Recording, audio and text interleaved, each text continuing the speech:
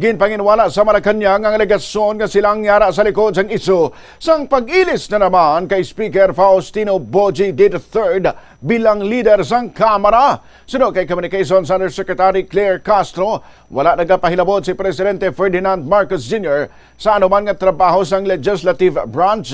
Dugang pa ni Castro nga kung anuman ang desisyon kag mga tikang sa pagdumala sang Kamara, hindi na inisakop sang Presidente. Nagsalo na impormasyon parte sa pag-ilis kay D. sang nagligad nga mga adlaw bangod sa aligasyon nga nagapangita ang mga kaalyado sang Presidente sang mas mabakod nga leader sa Kamara bangod sa isu sang impeachment batok sa Presidente. Pagpili po kasi ng liderato ng Kongreso ay wala naman po sa kamay ng Pangulo.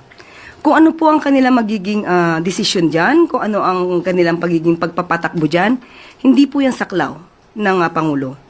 So, nasa kanila po yan kung ano po yung nais nilang gawin sa House of Representatives. Wala po bang impluwensya si Pangulo na pwedeng ito yung pwede nating ilagay? Wala po akong nakikita at wala pong ganun. Thank you, ma'am. Last Si Undersecretary Claire Castro, nagpahayag naman si House Senior Deputy Minority Leader Representative Edgar Erice nga wala sa mangin leadership change nga matabo sa Kamara bangod hindi nila inimasarangan subong o kung ilabi na nga duwa pa lamang kabulan matapos nga napili ang bagong House Speaker. Wala naman. Ano lang yun? Mga nagpo-float lang yun. I don't think that we can afford the leadership change sa ngayon.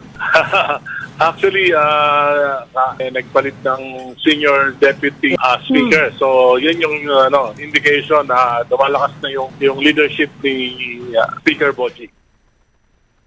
Nabarian ang pahayag ni Senior Deputy Minority Leader Representative Edgar Erice.